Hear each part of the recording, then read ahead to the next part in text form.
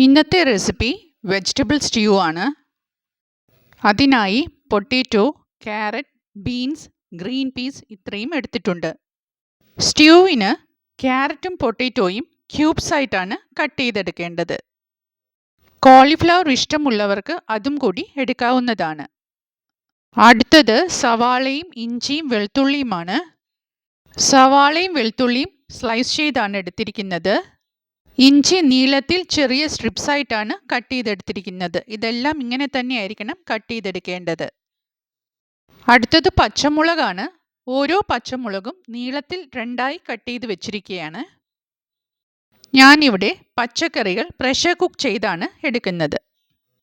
Flame on ചെയ്ത് കൊടുത്തു. Cooker ചൂടാകുമ്പോൾ അതിലേക്ക് വെളിച്ചെണ്ണയാണ് ഒഴിച്ചു കൊടുക്കുന്നത്. സ്റ്റ്യൂവിന് വെളിച്ചെണ്ണയാണ് നല്ലത്. ഫ്ലെയിം സിമ്മർ ചെയ്തിട്ട് ഏലക്ക, പട്ട, ഗ്രാമ്പു ഇത്രയും ഇട്ട് കൊടുക്കണം. അതിനോടൊപ്പം കുരുമുളക് കൂടി ചേർക്കാം. അതിനുശേഷം സവാളയും ഇഞ്ചിയും വെളുത്തുള്ളിയും അതിലേക്ക് ഇട്ട് കൊടുക്കാം.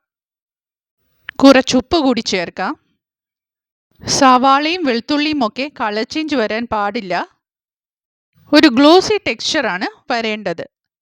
വൈറ്റ് കളർ സ്റ്റ്യൂ ആണ് നമ്മൾ ഉണ്ടാക്കുന്നത്. അപ്പോൾ കളർ ചേഞ്ച് വന്നാൽ പറ്റില്ല. ഇത്രയുമായി കഴിഞ്ഞാൽ അതിലേക്ക് വെജിറ്റബിൾസ് ഇട്ട് കൊടുക്കാം. അതിനുശേഷം അതെല്ലാം ഒന്ന് മിക്സ് ചെയ്ത് കൊടുക്കണം.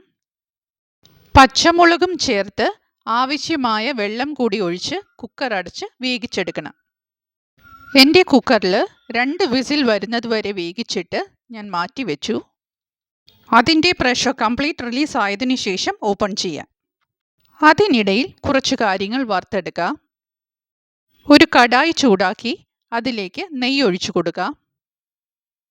നെയ്യ് ചൂടായി കഴിഞ്ഞാൽ സ്പ്ലിറ്റ് ചെയ്ത് വെച്ചിട്ടുള്ള കുറച്ച് കാഷ്യൂ നട്ട്സ് വറുത്തെടുക്കണം. കരിഞ്ഞു പോകാതെ കുറച്ച് ക്രിസ്പി ആയിട്ടാണ് ഫ്രൈ ചെയ്തെടുക്കേണ്ടത്. അതിനുശേഷം കുറച്ച് റൈസിൻസ് കൂടി വറുത്തെടുക്കണം. ഫ്ലെയിം ഞാൻ ഓഫ് ചെയ്തു. അതിനുശേഷമാണ് റൈസിൻസ് ഫ്രൈ ചെയ്യുന്നത്. ചൂട് കൂടിയാൽ കരിഞ്ഞു പോകും. റൈസിൻസും കാഷ്യൂ നട്ട്സും കഴുകിയതിന് ശേഷം മാത്രമേ ഫ്രൈ ചെയ്യാൻ പാടുള്ളൂ. റൈസിൻസ് എടുത്തു കഴിഞ്ഞാൽ ഫ്ലെയിം ഒന്ന് ഓൺ ചെയ്ത് സിമ്മർ ചെയ്യണം. അതിനുശേഷം ചെറിയ ഉള്ളിയും കറിവേപ്പിലയും ഉണക്കമുളകും വറുത്തെടുക്കണം.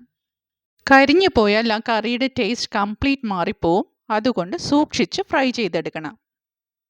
ബാക്കിയുള്ള നെയ്യ് ഞാൻ എടുക്കുന്നില്ല. അത് കളഞ്ഞിട്ട് കടായി കഴുകി തുടച്ചെടുത്തു.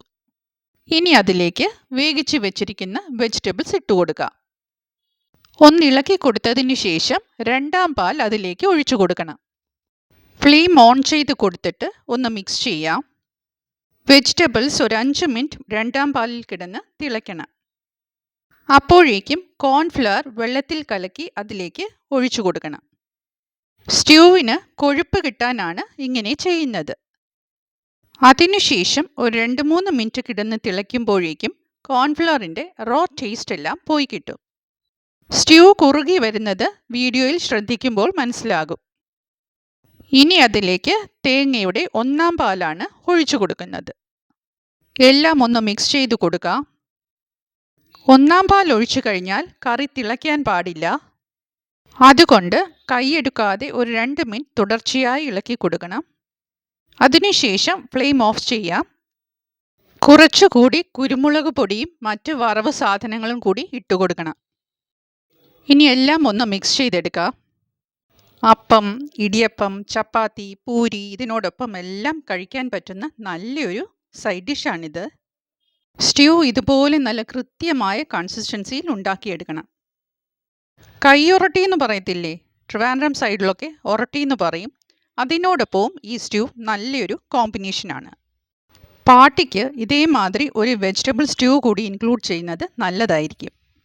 വെജിറ്റബിൾ സ്റ്റ്യൂ റെഡിയായി കഴിഞ്ഞു.